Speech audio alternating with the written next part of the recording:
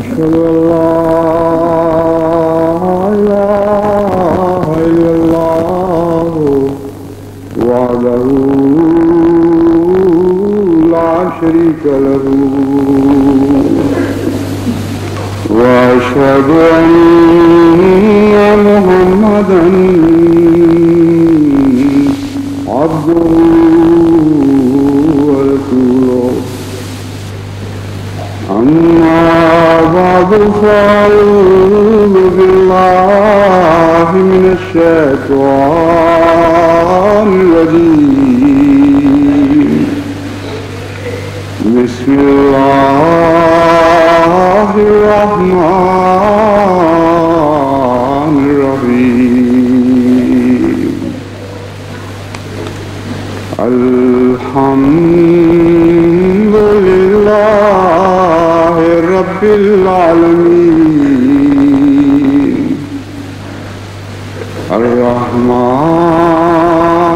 الرحمن الرحيم مالك يوم الدين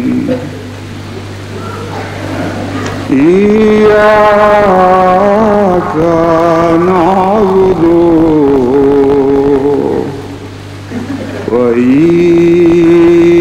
وإياك نستعين اهدنا الصراط المستقيم صراط الذين أنعمت عليهم غير المغضوب عليهم ولا الضالين.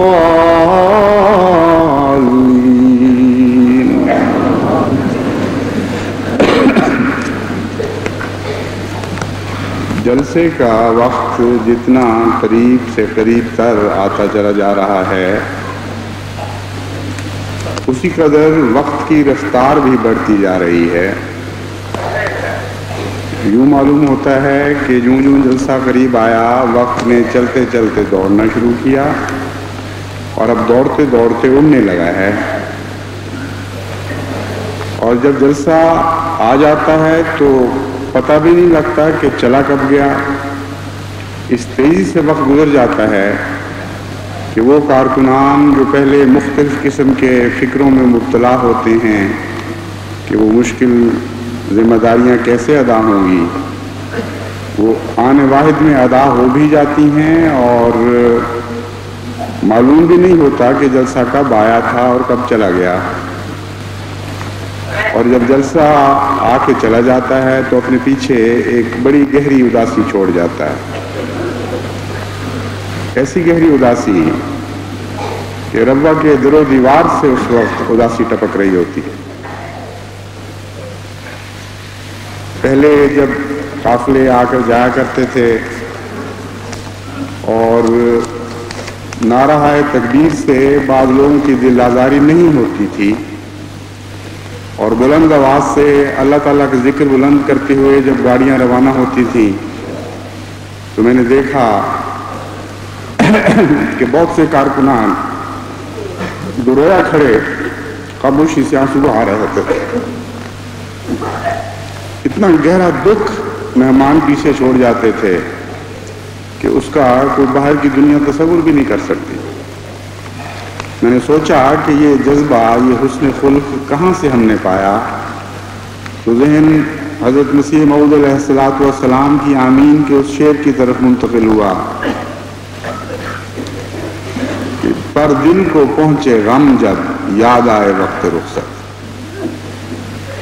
ابھی تو مہمانوں کی آمد ہے لیکن ایک عارف باللہ، ایک مہمان نوازی کے اعلیٰ خلق پر فائز انسان، ان کے جانے کے بعد جو غمگین ہوتا تھا وہ تو ہوتا تھا، ابھی وہ وقت آیا ہی نہیں تو اس غم کا احساس پہلے ہی دل میں جنم لے چکا ہوتا تھا.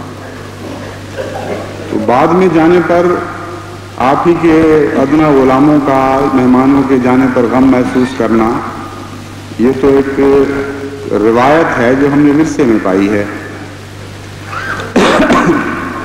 انسانی فطرت تو ایک ہی رہتی ہے، بچے میں اس کا اظہار مختلف طریق پہ ہوتا ہے، ایک بالغ عارف باللہ کے اندر اس کا اظہار ایک مختلف طریق پر ہوتا ہے۔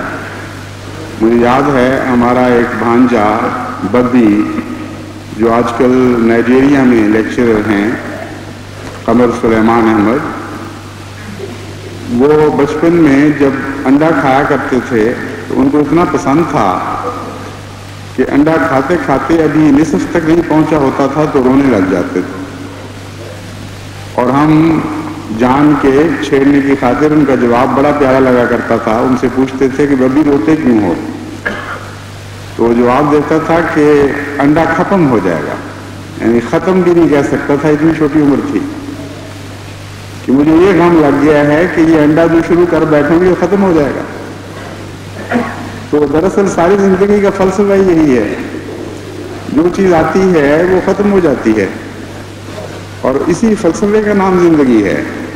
اگر یہ نہ ہو تو دکھ بھی پھر ختم نہ ہو۔ کیسا حسین توازن اللہ تعالیٰ نے، کیسا عدل قائم کر رکھا ہے۔ خوشیاں بھی آتی ہیں اور ختم ہو جاتی ہیں، بڑے بڑے دکھ بھی آتے ہیں جن سے انسان سمجھتا ہے کہ میں کبھی گزر ہی نہیں سکوں گا، وہ بھی آ کے ختم ہو جاتے ہیں۔ تکلیفوں کے ادوار بھی اسی طرح آنی جانی ہیں، اور زندہ اور عارف قومیں جانتی ہیں کہ یہ وقتی تکلیفیں، یہ صبر، یہ آزمائشیں، یہ سب آنی جانی ہیں، نکل جائیں گے، ان کو دوام نہیں ہے، کیونکہ تقدیر الہی اسی طرح پر جاری ہے۔ بس ان چیزوں سے جہاں غم بھی پہنچتا ہے وہاں حوصلے بھی بڑے بلند ہوتے ہیں، یقین اور عزم بھی پیدا ہوتا ہے۔ اس تعارف کے بعد اب میں ایک دو باتیں ربا کے جلسے کی ذمہ داریوں سے متعلق کہنا چاہتا ہوں، جن میں آنے والے اور جانے والے سبھی شریک ہیں۔ سڑکوں پر کیونکہ غیر معمولی طور پر آبادی بڑھنے کی وجہ سے رش ہو جاتا ہے، ہجوم ہو جاتا ہے، ایک انبوہ کھڑا ہو جاتا ہے بعض دفعہ، اس لیے میں یاد کرانا چاہتا ہوں کہ حضور اکرم صلی اللہ علیہ وآلہ وسلم نے جو سڑکوں کے حقوق بیان فرمائے ہیں ان کا خیال رکھیں۔ اسلام ایک ایسا کامل مذہب ہے کہ ہر چیز جو بنی ہو انسان کی زندگی سے کسی رنگ میں بھی تعلق رکھتی ہے، اس کے متعلق تفصیلی تعلیم دی گئی ہے، یہاں تک کہ سڑکوں کے حقوق اور بازاروں کے حقوق بھی قائم فرمائے گئے ہیں۔ چنانچہ ان حقوق میں سے ایک حق یہ ہے کہ بازاروں میں مجلسیں نہ لگایا کریں، کیونکہ جب بازاروں میں مجلسیں لگتی ہیں تو کئی قسم کی برائیاں اس سے پیدا ہوتی ہیں معاشرے میں، اور پھر آنے جانے والے مسافر، وہ لوگ جن کی خاطر بازار بنائے گئے تھے خرید و فروخت کے لیے، ان کے اصل کام میں یہ مجلسیں مخر ہو جاتی ہیں۔ تو جو چیز بھی اصل میں مخل ہو اسی کا نام غیر منصفانہ فعل ہے۔ تو بازاروں کا عدل یہ ہے کہ آپ وہاں اتنی دیر رہیں جتنی دیر وہاں رہنا ضروری ہے، اتنی دیر بیٹھیں ہوٹلوں میں جتنی دیر ہوٹل میں بیٹھنا ضروری ہے، مجلسوں کے اڈے وہاں نہ بنائیں، اور اگر بیٹھنا پڑتا ہے کہیں، رکنا پڑتا ہے کچھ دیر کے لیے، لازم رکنا پڑتا ہے، تو اس وقت بھی ذکر الہی میں مصروف رہیں، دین کی باتیں کریں، تاکہ ربا کا ماحول اللہ تعالیٰ کے ذکر سے مہک اٹھے۔ دوسری بات یہ ہے کہ جب آپ چلتے ہیں بازاروں میں تو کارکن آپ کو کہتے ہیں کہ آپ یہ رستہ اختیار کریں، وہ نہ کریں، وہ اختیار کریں، یہ نہ کریں، تو اس وقت دو قسم کی بعض دفعہ مشکلات پیدا ہو جاتی ہیں۔ بعض اوقات کارکنان تحکم اختیار کر لیتے ہیں، محبت اور عاجزی سے سمجھانے کی بجائے وہ تحکمانہ رنگ اختیار کرتے ہیں، تو ایسی صورت میں وہ لوگ بھی جن کو تعاون کی عادت ہے بعض دفعہ مزاج کی وجہ سے بھڑک اٹھتے ہیں۔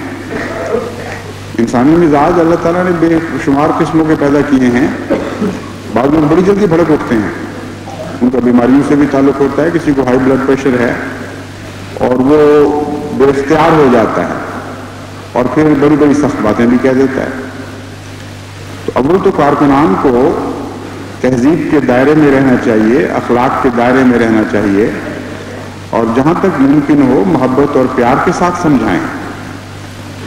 رستہ ایک سب کے درمیان ایک مشترک چیز ہے، اس لیے انتظامی دقتوں کے پیش نظر اگر ہمیں بعض لوگوں سے درخواست کرنی پڑتی ہے کہ تھوڑی دیر ٹھہریں یا اس طرف چلیں اور اس طرف نہ چلیں، مستورات کی طرف نہ چلیں، مردوں کی طرف چلیں، یہ ان کی صورت کی خاطر ہے۔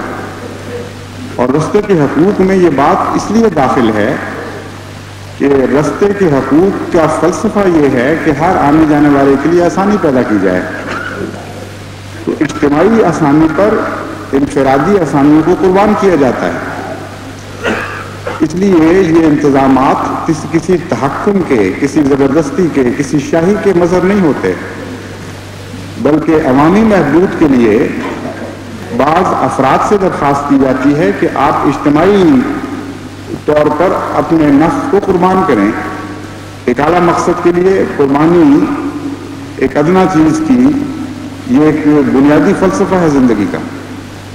تو جب اجتماعیت کے مقابل پر انفرادیت آئے گی تو پھر انفرادیت کو قربان ہونا پڑے گا، لیکن بحیثیت مجموعی اجتماعیت کی حفاظت بھی افراد کو فائدہ پہنچاتی ہے۔ اجتماعیت کوئی ایسی چیز نہیں ہے کہ جو افراد سے کلیتاً الگ اوپر کی فضا میں بس رہی ہو، وہ آپ کے فائدے سارے اجتماعیت کو پہنچ رہے ہیں اور آپ محروم رہ رہے ہیں، ہرگز ایسی بات نہیں۔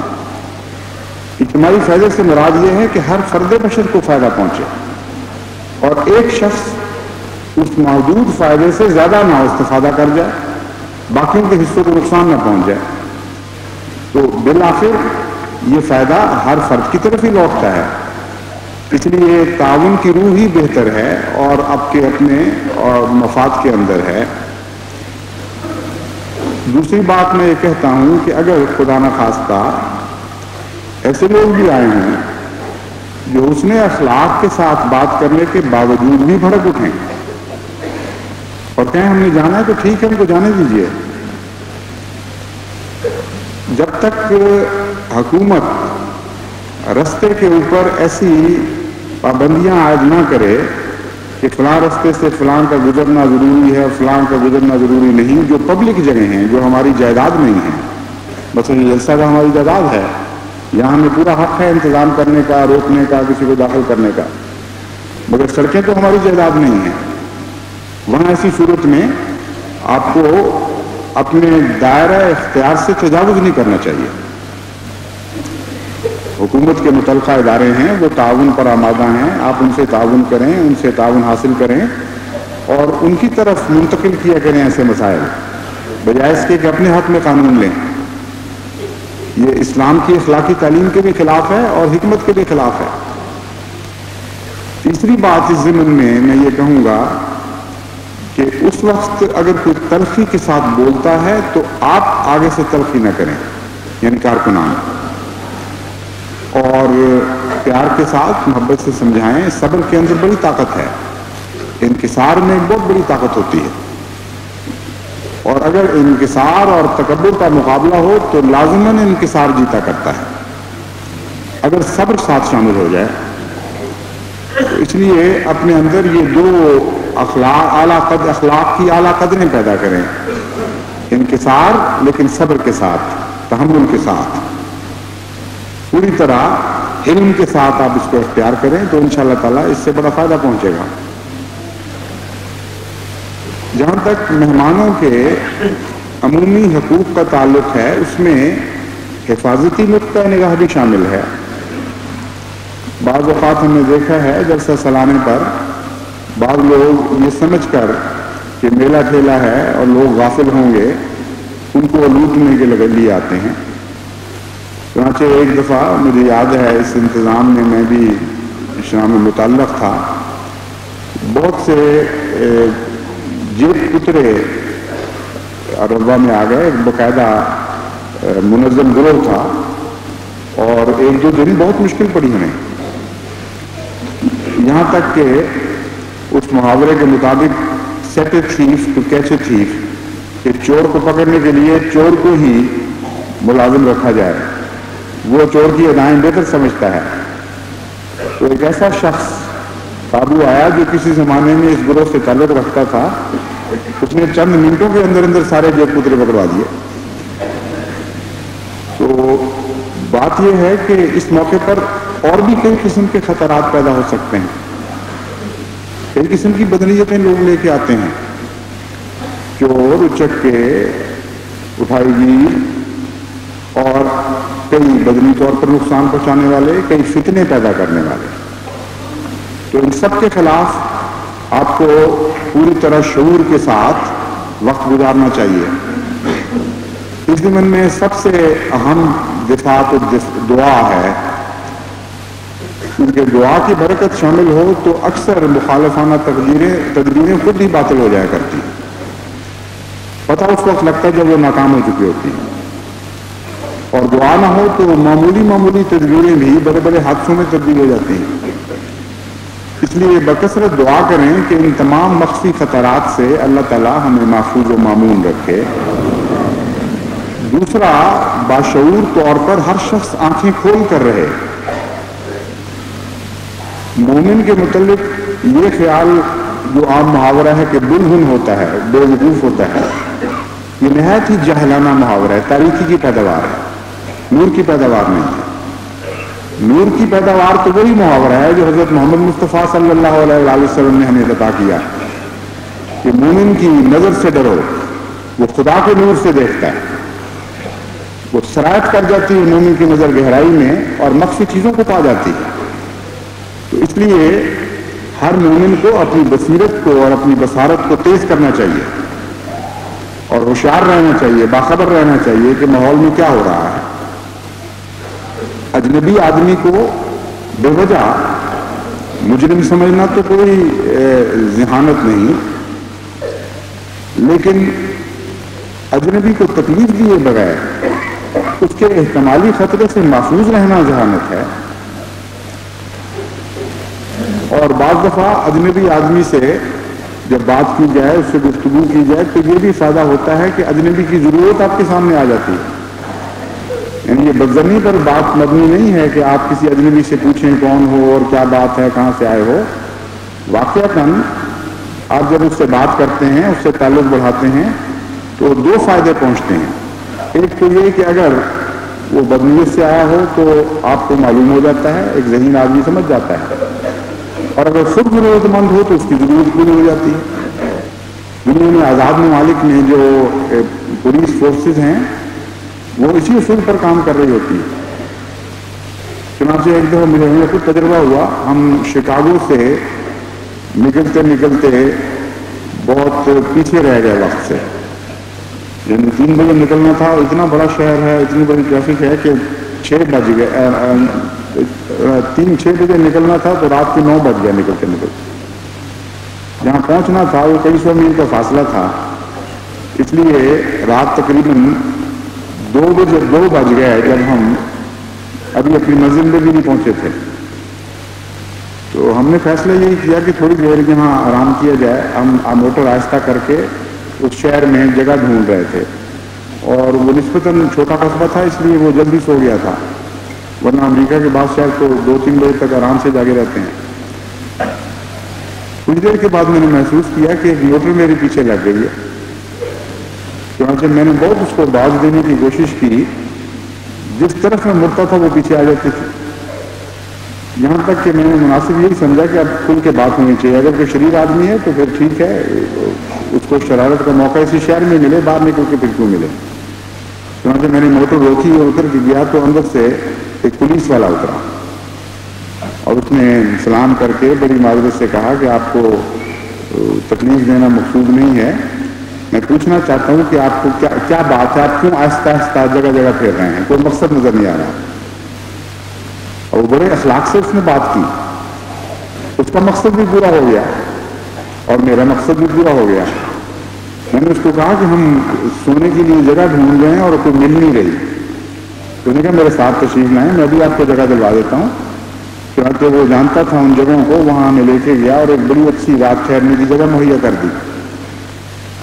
تو یہ جو آج کل ترقی یافتہ قومیں ہیں, ان میں رفتہ رفتہ بعض اخلاق بھی ترقی کر گئے ہیں. ان میں سے یہ حسن معاشرت کا ایک اخلاق ہے, خلق ہے. تو آپ بھی تو پہلے ہی بہت زیادہ ترقی یافتہ قوم ہے، اتنی ترقی یافتہ کہ حضرت محمد مصطفیٰ صلی اللہ علیہ وآلہ وسلم نے آپ کو حسن خلق اور حسن سیرت خود سکھایا ہے۔ تو یہ مثالیں اس لیے نہیں دے رہا کہ ان کی پیروی کریں، میں تو حضرت محمد مصطفیٰ صلی اللہ علیہ وآلہ وسلم کی سنت کی طرف آپ کو توجہ دلاتا ہوں، اور آپ کو یہ بتا رہا ہوں کہ وہ سنت ایسی پیاری سنت ہے کہ جب غیر بھی اس کی پیروی کرتے ہیں تو حسن پا جاتے ہیں۔ تو اپنوں کو تو زیادہ توجہ اور زیادہ خلوص کے ساتھ اس سنت کی پیروی کرنی چاہیے۔ اس لیے اس پہلو سے بیدار مغزی کے ساتھ آپ ہر ناواقف جس کے متعلق آپ کو خیال ہے کہ یہ بے مقصد پھر رہا ہے، اس سے رابطہ پیدا کریں، اس کے ساتھ خیال رکھیں اس کا، اگر اس کی کوئی ضرورت ہے تو وہ پوری ہونی چاہیے۔ اگر کوئی قابل فکر بات سامنے آئے تو متعلقہ افسران کے پاس وہ بات پہنچانی چاہیے اور قانون کو اپنے ہاتھ میں نہیں لینا چاہیے۔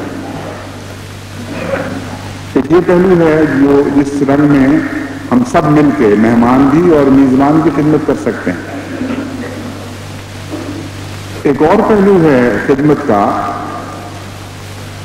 لیکن اس سے پہلے میں ایک اور بات بیان کرنا چاہتا ہوں کہ اسی ضمن میں بعض مہمان اپنی سادگی میں لوٹے جاتے ہیں،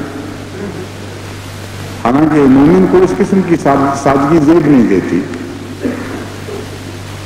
مجھے تجربہ ہے مہمان نوازی کے انتظام کے ساتھ منسلک رہنے کا، اور میرے سامنے کئی ایسی باتیں ہیں جو اس کی وجہ سے بڑی تکلیف پہنچی، بڑا نقصان اٹھایا ہے بعض احمدی مہمانوں نے اپنی سادگی میں۔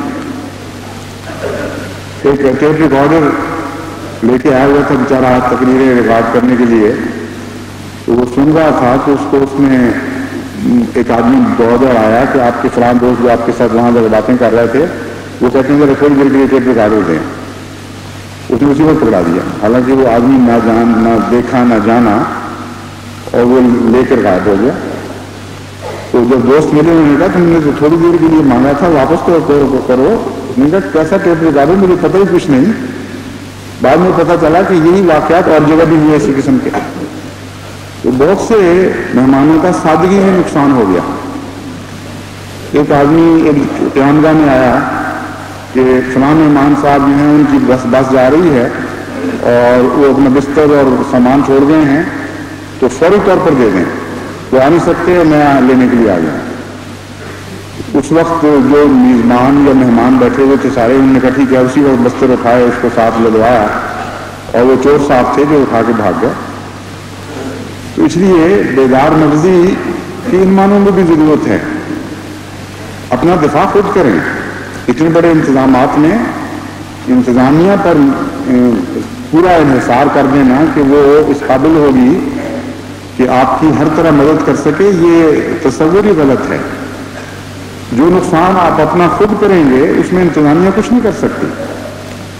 انتظامیہ کی کوشش تو ہے انشاءاللہ تعالیٰ پوری، لیکن اس کی حدود ہیں، اور جہاں آپ کی حدود شروع ہو جاتی ہیں وہاں انتظامیہ دخل نہیں دے سکتی۔ اس لیے آنے والے مہمان خصوصیت کے ساتھ ان باتوں میں بھی بیدار مغز رہیں۔ آخری بات جو میں کہنا چاہتا ہوں وہ مہمان نوازی سے متعلق اہل ربوہ کو عمومی تحریر کرنا چاہتا ہوں۔ مہمان نوازی سے متعلق مختلف باتیں میں پہلے بھی کہہ چکا ہوں، لیکن اب یہ ایک دو باتیں ایسی ہیں جو مہمان نوازی کی اعلیٰ قدروں سے تعلق رکھتی ہیں، اور حضرت اقدس مسیح موعود علیہ السلام نے جو معیار ہمارے سامنے رکھا ہے وہ بار بار جناب کے سامنے پیش کرنا ضروری ہے، تاکہ اس اعلیٰ معیار کو پیش نظر رکھ کر ہم اپنی تربیت کریں۔ حضرت منشی ظفر احمد صاحب کپور تھلوی رضی اللہ تعالیٰ عنہ بیان فرماتے ہیں کہ ایک دفعہ دو شخص منی پور آسام سے قادیان آئے، اور مہمان خانہ میں آ کر انہوں نے خادمان مہمان خانہ سے کہا کہ ہمارے بستر اتارے جائیں اور سامان لایا جائے، چرپائی بچھائی جائے۔ ایسا یہاں بھی ہوتا ہے کئی دفعہ، اور مجھے علم ہے کہ اللہ تعالیٰ کے فضل سے لمبی تربیت کے نتیجے میں اب کارکنان دوڑ کر सामान उठाते हैं और उतारते हैं, और ये नहीं उधर पेश करते कि मजदूर नहीं है। अगर हम मजदूर नहीं हैं तुम मजदूर लेके आओ या खुद उतारो। मगर उस जमाने में जो मुलाजिम थे मेहमान खाने के, उनकी भी पूरी तरबियत नहीं हुई थी, तो उन्होंने आगे से खादिमों ने यह जवाब दिया कि आप खुद अपना सामान उतारें, चरपाइयां भी मिल जाएंगी, देखी जाएगी। दोनों मेहमान इस बात पर इतने रंजीदा खातिर हुए कि फौरन यक्के में सवार होकर वापस रवाना हो गए। मुंशी जफर अली साहब कहते हैं कि मैंने हजरत मौलवी अब्दुल करीम साहब से जिक्र किया तो मौलवी साहब फरमाने लगे, जाने भी दो, ऐसे जल्दबाजों को जाते हैं तो जाएं। हुजूर को इस वाकया का इल्म हुआ तो निहायत जल्दी से, ऐसी हालत में कि जूता पहनना भी मुश्किल हो रहा था, हुजूर उनके पीछे निहायत तेज कदम से चल पड़े। चंद खुदाम भी हमराह हो गए, मैं भी साथ था। नहर के करीब जो 2.5 मील के फासले पर है, उनके यक्के को जा लिया और हुजूर को आता देखकर वो खुद यक्के से उतर पड़े। हुजूर ने उन्हें वापस चलने के लिए फरमाया कि आपके वापस होने का मुझे बहुत दर्द पहुंचा है। चुनांचे वो वापस हुए। हुजूर ने यक्के में सवार होने के लिए उन्हें फरमाया और फरमाया कि मैं साथ साथ चलता हूं, मगर वो शर्मिंदा थे और वो सवार न हुए।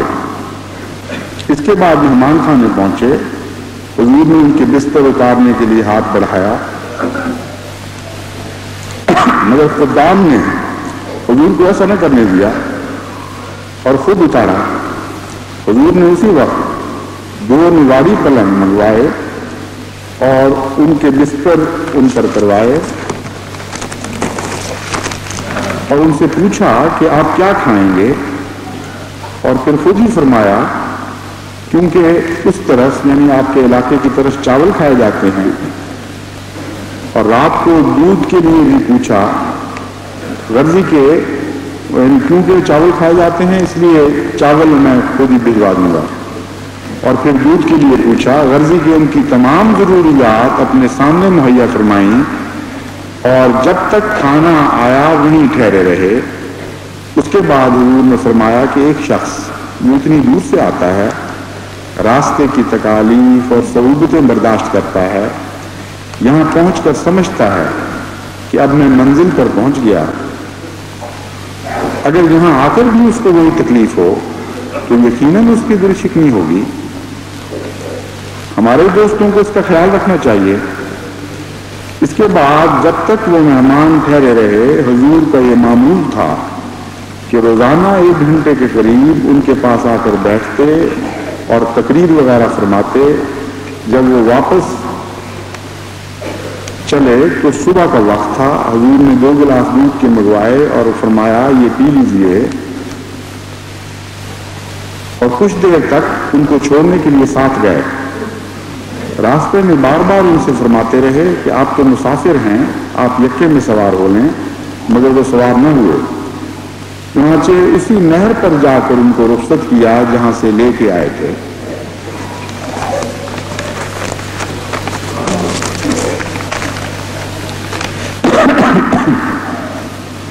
हजरत मुंशी जफर अहमद साहिब कपूरथली रजी अल्लाह ताला अन्हु की एक और भी रिवायत है।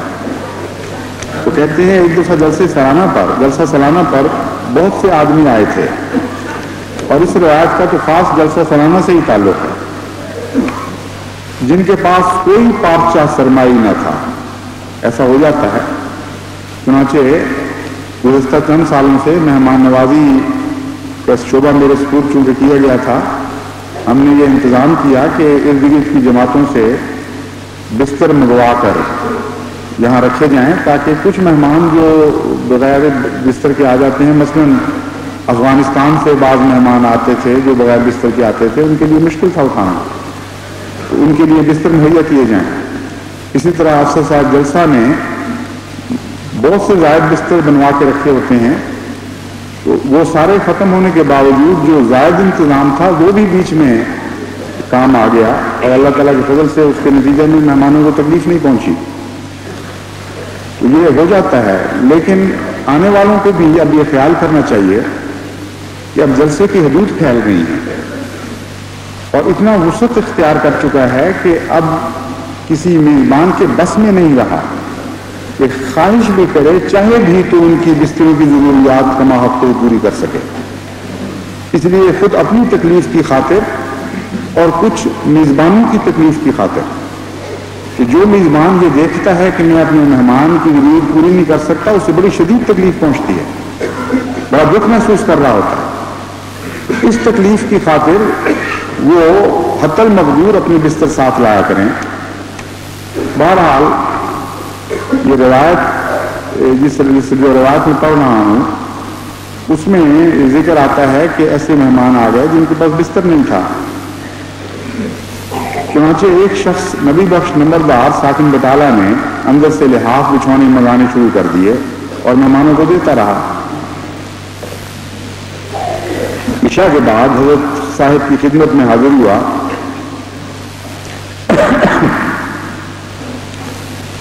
تو آپ بغلوں میں ہاتھ دیے بیٹھے تھے اور ایک صاحبزادہ جو غالباً حضرت مسلم ماؤد خلیفۃ المسیح ثانی لکھا ہے آپ نے, خلیفۃ المسیح ثانی تھے, پاس لیٹے تھے اور ایک چوڑا انہیں اڑا رکھا تھا.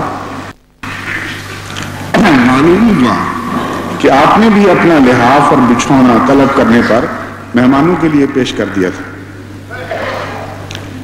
میں نے عرض کی کہ حضور کے پاس تو کوئی پارچہ نہیں رہا اور سردی بہت ہے. فرمانے لگے کہ مہمانوں کو تکلیف نہیں ہونی چاہیے, ہمارا کیا ہے, رات گزر ہی جائے گی. نیچے آ کر میں نے نبی بخش نمبردار کو بہت برا بھلا کہا کہ تم حضرت صاحب کا لحاف اور بچھونا بھی لے آئے. وہ شرمندہ ہوا اور کہنے لگا کہ جس کو دے چکا ہوں اس سے کس طرح واپس لوں.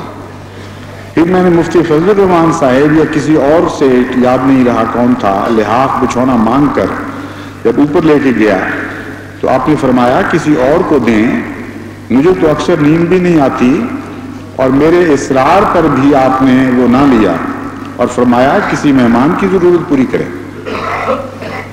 یہ ایک مہمان نوازی کا معیار ہے جو ہمارے سامنے ایک منصب بن کر, ایک مقصود بن کر سامنے چمک رہا ہے. اس معیار کے قریب ہونے کی کوشش کرنی چاہیے. اور میں جانتا ہوں کہ اب یہ مثالیں عام ہو گئی ہیں اللہ تعالیٰ کے فضل سے. ربوہ میں ہی گزشتہ تجربوں کی بنا پر میں یقین سے آپ کو بتا سکتا ہوں کہ ایسی مثالیں ہیں کہ اپنے گھر چھوڑ کر لوگ باہر نکل کر سینوں میں سوئے, اپنے بستر دے کر اسی طرح ہاتھ بغلوں میں دبا کر انہوں نے رات گزاری. کارکنوں میں بھی اور غیر کارکنان میں بھی اب یہ مثالیں عام ہیں. لیکن یہ بھی وہ حسین ورثہ ہے جو حضرت اقدس مسیح موعود علیہ الصلوۃ والسلام سے ہم نے پایا. ایک دفعہ مہمان نوازی کے انتظام میں رات 1-2 بجے کے قریب ایک کارکن کو میں نے کہا کہ اب آپ جائیں اور آرام کریں. تو وہ چلے گئے. کچھ دیر کے بعد 19 گھنٹے کے بعد دیکھا تو پھر واپس آ گئے. میں نے ان سے کہا کہ آپ واپس آ گئے ہیں, کیا بات ہے, آرام نہیں کیا؟ انہوں نے کہا یہاں زیادہ آرام ہے, یہاں بیٹھنے کی کمرہ ہے, کرسی ہے, بیٹھنے کی جگہ ہے. وہاں تو مہمان اتنے ہیں کہ دروازہ کھولنے کی بھی طاقت نہیں رہی. جب میں دروازے کو دھکا دیتا تھا تو کسی مہمان کو تکلیف پہنچتی تھی. تو اس لیے میں آ گیا ہوں, رات اسی طرح کٹے گی. تو اب یہ مثالیں عام ہو گئی ہیں. یہ روحانی حسن کی کا یہی ایک امتیاز ہے کہ وہ اپنے وجود تک نہیں رہتا.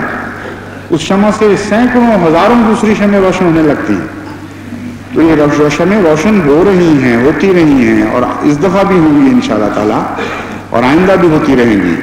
اللہ تعالیٰ اپنے فضل کے ساتھ ہمیں مہمان نوازی کے نہایت ہی اعلیٰ اور حسین تقاضے پورے کرنے کی توفیق بخشے.